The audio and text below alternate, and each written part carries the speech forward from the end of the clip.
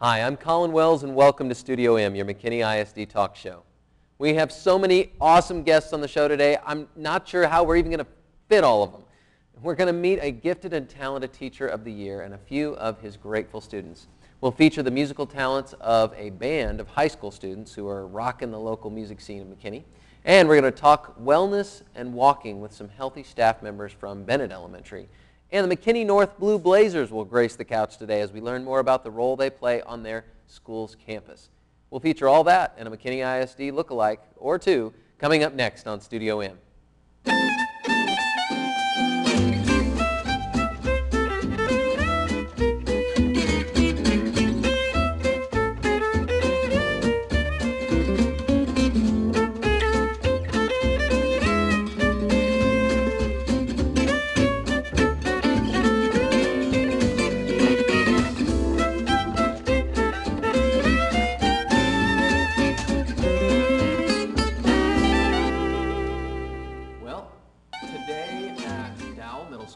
Was Breast Cancer Awareness Day. Of course, October is Breast Cancer Awareness Month.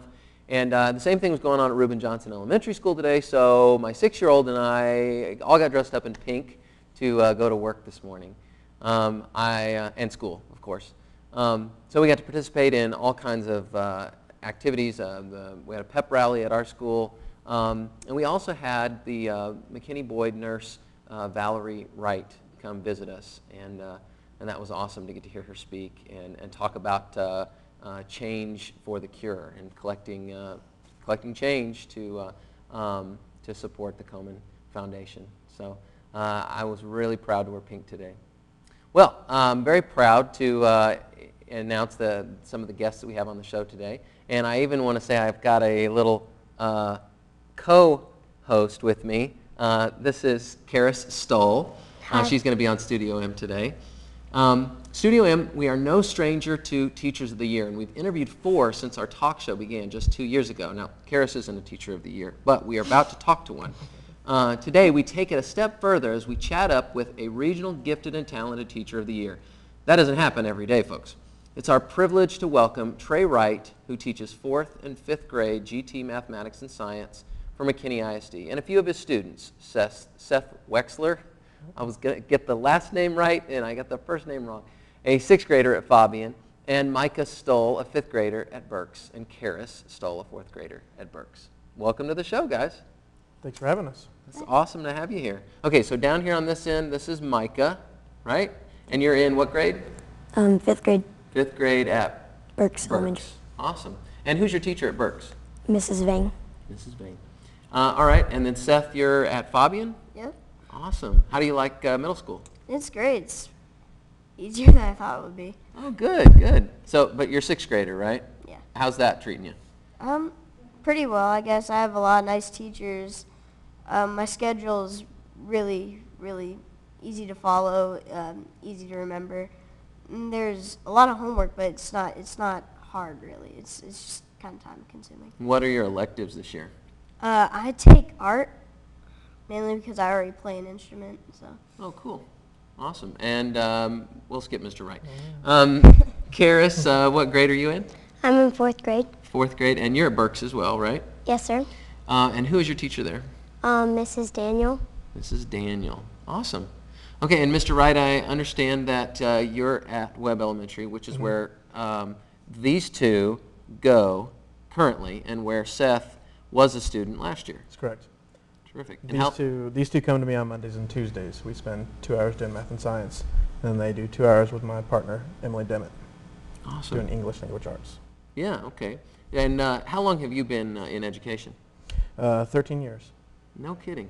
Yes. Have you been in McKinney for that time? No, this is my 5th year in McKinney. I was previously in Lubbock. That's awesome. Now, I understand that you just recently been awarded the Region 10 Gifted Teacher of the Year. Yes, it's official. I'm that awesome. Congratulations. Thanks. You find out in December if you're the state gifted teacher. Yeah, well, I'll find out at the state conference in Austin at the annual Taggat convention, so we'll see. And what does Taggat stand for? It's the Texas Association of Gifted and Talented. It's like an advocacy group for gifted kids. So parents, teachers, administrators join up, and it's kind of the push. They do a lot of professional development. They do a lot of bringing in resources and financial assistance. They do scholarships, things like that. That's cool. That's great. And have you done Gifted and Talented forever, or have you taught other things before this? No, I was in the middle school, like you, and I did 6th, 7th, and 8th math. And then slowly but surely, I got the pre-AP kids and the GT kids. And so I kind of cut my teeth there. And then when I came to McKinney, the 4th and 5th grade job was open. And so I was like, I'll try that and see what the smaller kids are like. Yeah. And so it's been a learning experience, getting to know what they can do and what they can't do. And I've been astounded by what they can do and what my 6th, 7th, 8th graders couldn't do. No So kidding. it's been a I won't tell anyone. no, but it's been really cool. Well, let's start with Seth and give you an opportunity just to kind of share with us from a student point of view. I mean, what goes on in Mr. Wright's class? We did a lot of awesome science experiments. I remember the first one, I think it was the purple cabbage juice one, and we had 3 clear liquids like vinegar, I think salt water, and water. It was 3 different liquids, and then we would pour them each, and we had to guess which liquid was which, and they would each turn a different color. It was really neat.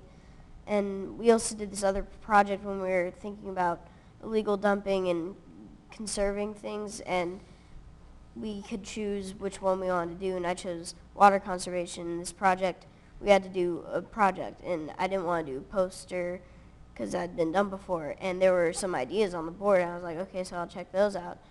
I looked at some of them, and I found one that really caught my eye, and it was a game. So I started working on it one day.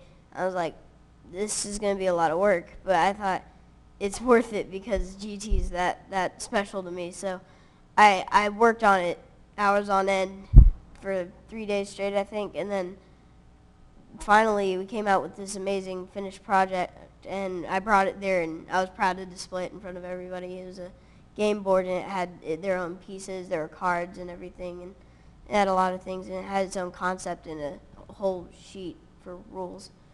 Huh. And this was to make people aware of facts about water conservation? Yes. No kidding. How much water you actually waste and how much you can conserve by doing small things. Sure. That's cool. Well, Micah, can we jump to you? You tell us a little bit about it, because you're in GT with Mr. Wright right now. Yeah. And of course Seth was in it last year. That's cool. One of the things we do in math is called Math Olympiad, and it's a competition to find how good you are in solving math word problems that are like GT level, like really hard. And we practice for homework, Math Olympiad, and work on it there, and then we bring it back. We usually have it for homework on Monday, and then we bring it back Tuesday to present it. And everybody just joins in and tries to find the right answer and discusses about it. And then, Wait, you create the math problem? no, Or does Mr. Wright create the math problem? he gets it from a book, or, Uh-huh. Yeah? Okay. and then we just solve them. And then once every month, we do a test to see how well we've done during the month. And it's the same thing as we've been doing as homework, but like we do that for like 5 months or something. Perfect. And then we get 5 points, or we get 1 point for each question that we get right. And so the highest you can get is 25 points through the whole year. But you try to get the best you can get for yourself, and then compete with other people to try to get the highest score That's cool. points. That's great. Okay, well, can we move over here to Karis? You want to tell us a little bit about what goes on in Mr. Wright's class? Well, something that I really like is called Whistle. And like, I can whistle. not that kind of whistle. All right, go ahead, sorry. Whistle, he gives you a number, and it's like 3 by 3, and like you have to make it in diagonal or like up and down. You have to get these numbers. You can use like addition, subtraction, division, or multiplication, but you just have to get the answer that he calls out. It's really fun. He gets And to decide on what the answer is? Always. And it's like this board, and it's really challenging. It sounds like it's challenging. Can you give us an example? Maybe. I would say like 24. Mhm. And so they would have to look on the board and try to find numbers. So let's say they saw a 2, a 4, and a 3 in the same row. Then they could jump in there and say, I think it's going to be, 4 times 3 is 4 times 2 is 8, and then times 3 is 24. And they say, Witzel, I got it. Yeah. For the first person. And yeah, if like more than one person gets it, if they don't say Witzel before the other person does and hold up their notebook, then the person who does it first only gets to call it out and gets points for their team. Huh. Can you hide everyone else's notebook No, so they don't have anything to hold up? Take away pencils. Yeah. you would probably be disqualified. Typical. Add some more to what's going on. I know that you've used some really interesting technology in your classroom too, and I mean, fill in some of the blanks here. I think that I like to put it in their hands. I design lessons that revolve around them doing something. And so there was one activity where we read a book about the king's chessboard.